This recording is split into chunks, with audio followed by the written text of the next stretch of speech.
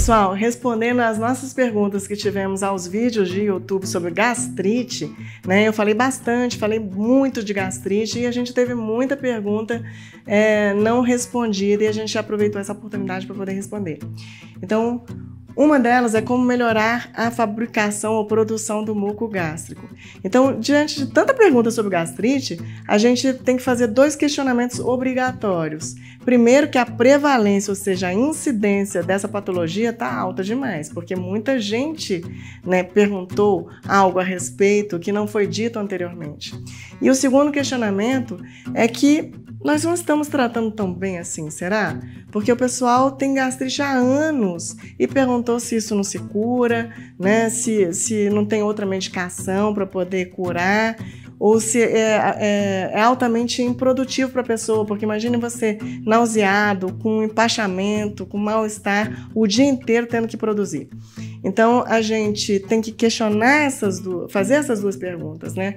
A prevalência é muito alta, né, na população interessada e a gente não está atingindo o objetivo nosso, que é de alívio e de cura do paciente tão adequadamente assim, tá? Então, esse estômago, né, que a gente vê aqui é uma estrutura mais dilatada do corpo, do tubo digestivo, é o estômago. Então, você vê que aqui o esôfago, ele é fininho, tá? Essa parte se alarga, tá? E ela tem musculatura, tá vendo? Tudo que é musculatura é inervado, tá? Essa parede aqui é muscular, como toda a parede do tubo digestivo. Ela larga, ela comprime. Aqui a gente tem um reforço muscular chamado piloro, tá? Deixa eu ver, aparecer a canetinha aqui. Então, tem um reforço muscular chamado piloro e aqui a gente tem um reforço muscular chamado cárdia. Essas 2 regiões, elas se espremem uma e a outra justamente para balançar, para mixar o conteúdo que caiu alimentar, né?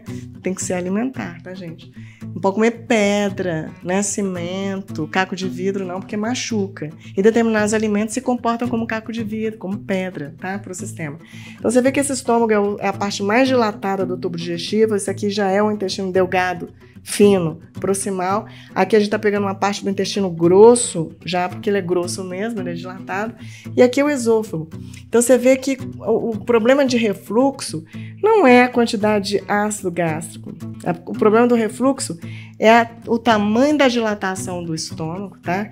Que esse fundo aqui, essa região aqui, ó, é chamada de fundo. Então, a gente divide o estômago normalmente em 3 partes: em antro, em corpo e fundo.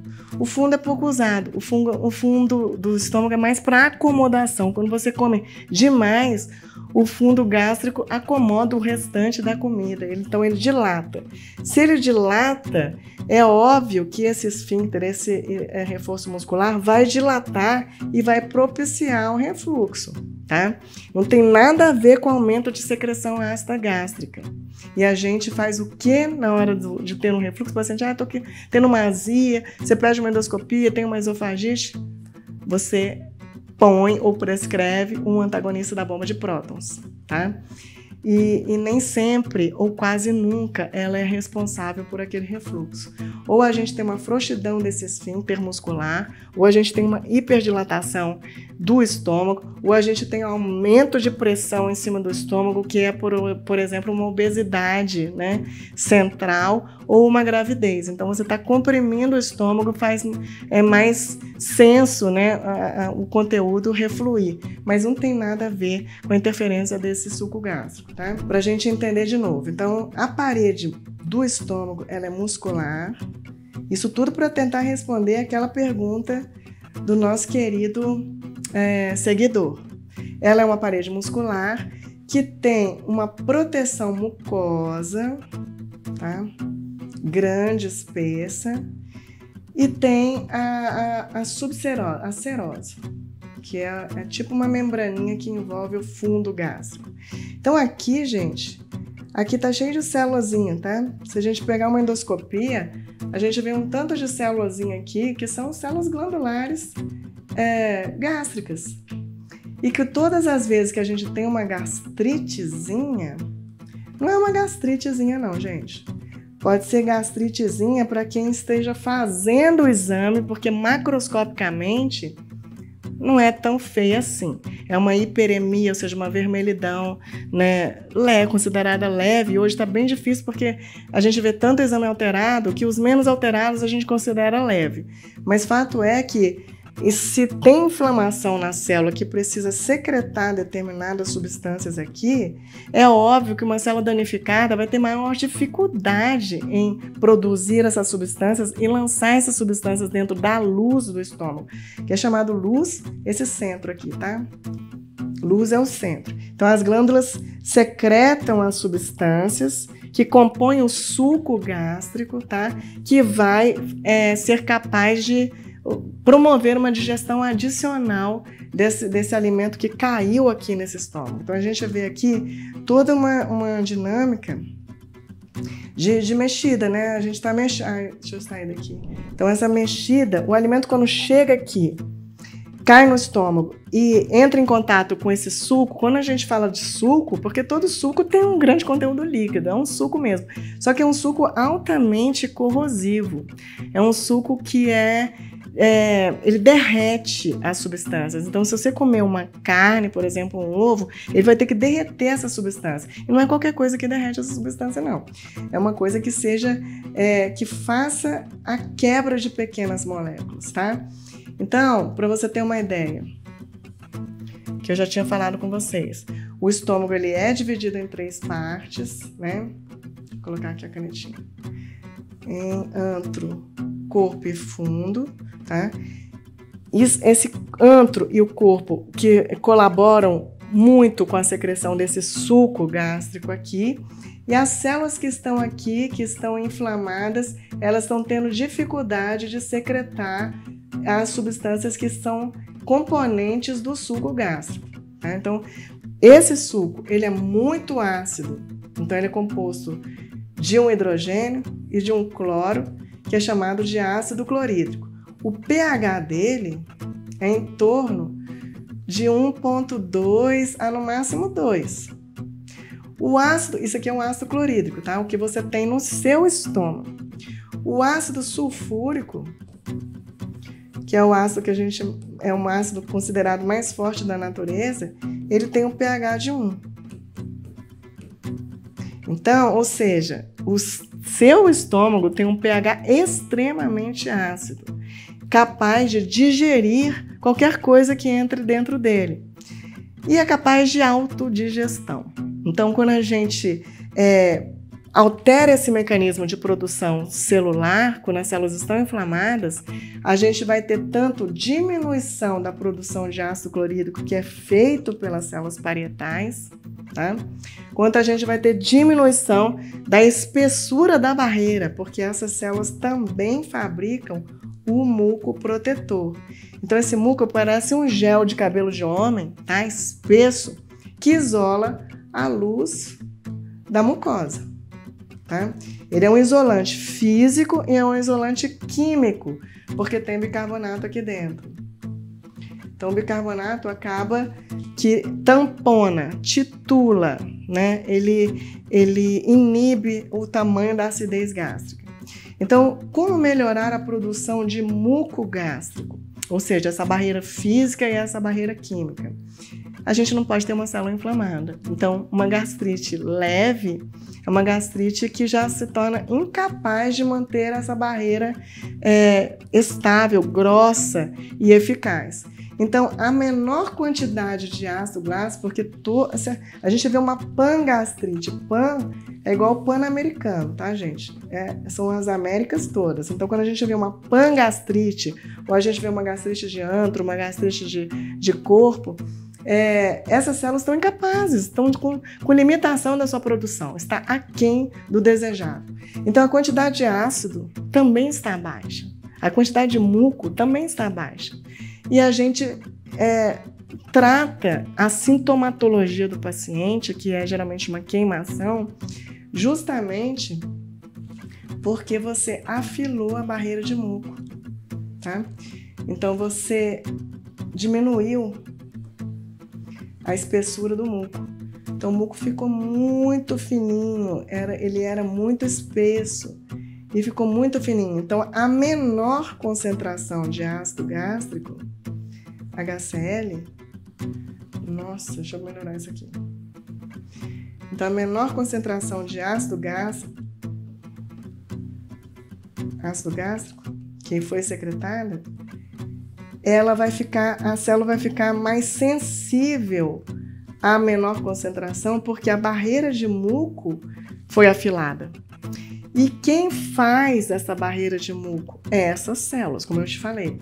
Então, quando hoje é muito comum, a gente ter uma redução da barreira de muco por lesões crônicas, tá? O profissional não dita as medidas corretas do que o paciente deve seguir, ou o paciente não faz o que o médico orientou. Existe um déficit de comunicação e de execução entre os dois lados da corda, tá? Então, se a gente comer só o que não faz mal para o estômago, obviamente a gente não vai ter um desenvolvimento de uma inflamação secundária ao que a gente comeu. Agora, se a gente comeu algo que vai machucar a mucosa, é óbvio que a gente vai ter repercussão. Então, quais são os agentes lesivos? A gente tem álcool, né? O etanol, ele é lesivo para a mucosa, né? O leite é uma proteína, tem a caseína, que é dificílima de digestão, tá? As proteínas do glúten, mesma coisa, são proteínas de dificílima digestão. A soja é dificílima de digestão. E os outros condimentados, os alimentos ultraprocessados, processados e ultraprocessados, né? Os industrializados, que a gente nem sabe o que tem ali dentro, normalmente eles estão fazendo mal para essas células que estão muito sensíveis. Então a gente precisaria de um isolante maior. Mas hoje está todo mundo estressado. Então vamos ver, vamos recordar as situações pelas quais a gente está passando. Então hoje, sob o estresse, né, da vida moderna, etc., a gente tem um sistema nervoso que é central, que delega o comando ao sistema nervoso autônomo, que se subdivide, né, em sistema nervoso autônomo parasimpático e o sistema nervoso autônomo simpático. Tá?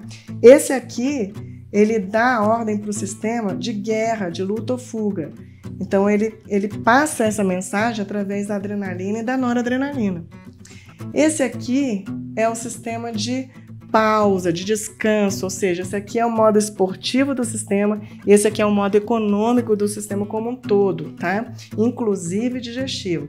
Então, quais são os mediadores do sistema nervoso parasimpático? A acetilcolina, a serotonina, tá? E o GABA. E aí, só que se você está aqui, você não pode estar aqui. Você tem que dar um comando para o sistema. Então, se eu estou estressada, eu não tenho o principal neurotransmissor que mobiliza todo o tubo digestivo, que é a acetilcolina. Então, eu tenho prejuízo, né, da secreção ácida gástrica, eu tenho prejuízo da secreção mucosa gástrica, eu tenho prejuízo da secreção de pepsinogênio, que é um precursor da pepsina, que é uma enzima altamente digestiva, né, corrói a parede do estômago, e que deixa o estômago mais propício ou sensível ao próprio ácido gástrico. Tá?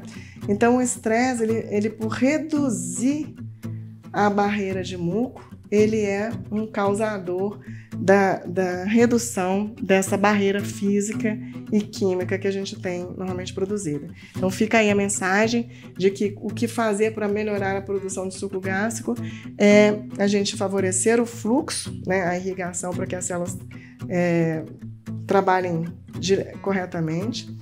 A gente não ter uma lesão subsequente à outra, porque aqui existem células que produzem o muco, são células mucosas. Se elas estiverem frequentemente agredidas, elas vão ser substituídas pelas próprias células tronco da base.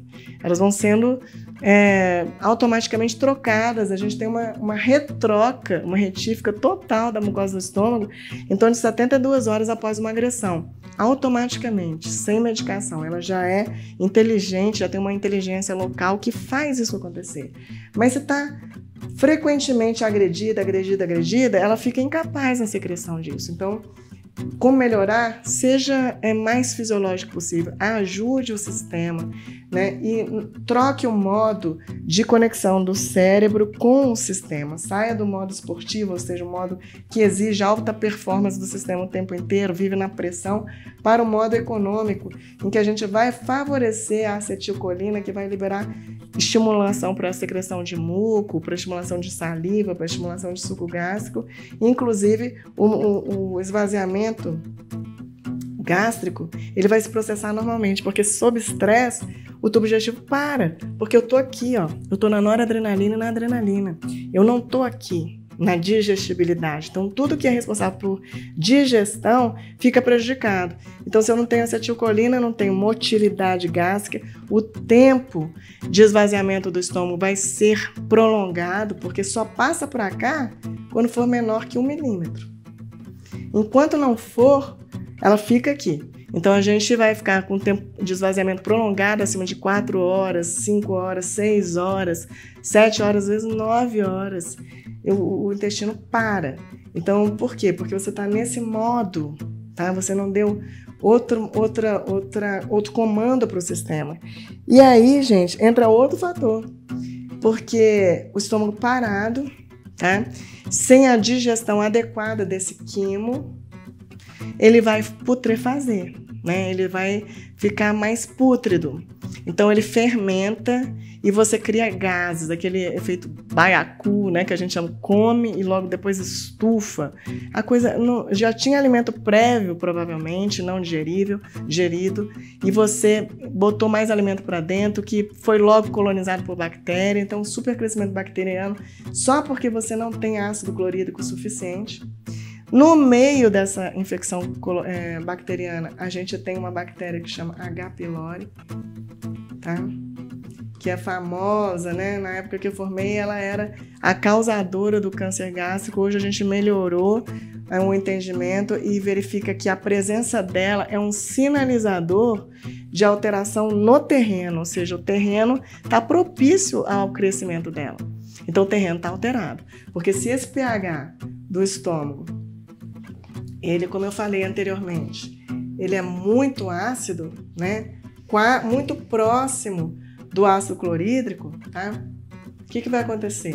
Se esse pH, que é em torno de 1,2, no máximo 2, ele aumenta, porque a célula não está conseguindo secretar ácido clorídrico suficientemente, esse bolo alimentar, esse quimo não consegue ser digerido, ele vai se putrefazer, ele vai colonizar de bactérias, porque esse pH tão ácido assim serve para esterilizar qualquer tipo de bactéria que tenha vindo com a alimentação, porque a gente não come um alimento estéril, a gente come um alimento que algumas horas depois, se não estiver dentro da geladeira, ele perece, né? Ele apodrece. Então tem bactéria ali dentro. Tem até alguns tipos de vírus e às vezes fungos. Então, se a gente não tem um pH esterilizante, a gente permite um super crescimento bacteriano. No meio dela vai H. pylori, tá? E as bactérias, como o próprio alimento, por mais tempo dentro do estômago, acaba atritando, né? Ele não desenvolve, ele não vai para frente, ele não passa para o duodeno e acaba ficando aqui fazendo atrito na mucosa adicionalmente. Aí chega a bactéria, também perpetua a infecção, é mais um agente colaborador para a inflamação celular. Aí a gente vem e trata a bactéria, mas ela é recidiva. Ela é recidiva por quê? Porque o ambiente está propício ao crescimento dela. Então a gente tem que fazer uma recuperação do terreno, tá? Para que a gente volte a produzir ácido em quantidade e concentração adequadas, para que a gente esterilize qualquer população bacteriana, a gente execute uma digestão adequada do quimo, que ele passe para os sistemas posteriores do tubo digestivo para que seja, enfim, absorvido. Então, você imagina, você mastiga duas vezes e ploft, desce pelo esôfago e cai no estômago aqui. Então, esse alimento que aqui no estômago não tem dente, não. Aqui no estômago vai ter apenas digestão química desse suco que derrete qualquer coisa, inclusive o próprio estômago, tá? Então, a gente precisa melhorar os mecanismos, né? Então, se a gente tem dente, a gente tem força mastigatória, a gente tem que exercer a dilaceração dos alimentos, mastigar bem e engolir papa, porque a papa tem maior facilidade de ser emulsificada por esse líquido e quebrada adicionalmente esvazia esse estômago rápido, né? Porque rapidamente vai passar de 1 milímetro de partícula e a gente não vai ter o atrito do alimento. Então são sequências de eventos que a gente tem que ter na cabecinha para a gente poder prescrever ou orientar, prescrever menos, orientar mais, né? Então a gente, em vez de interromper a secreção ácida gástrica, às vezes a gente tem que promover, porque ela está baixa. Então parece um paradoxo, mas não é. É questão de entendimento do sistema.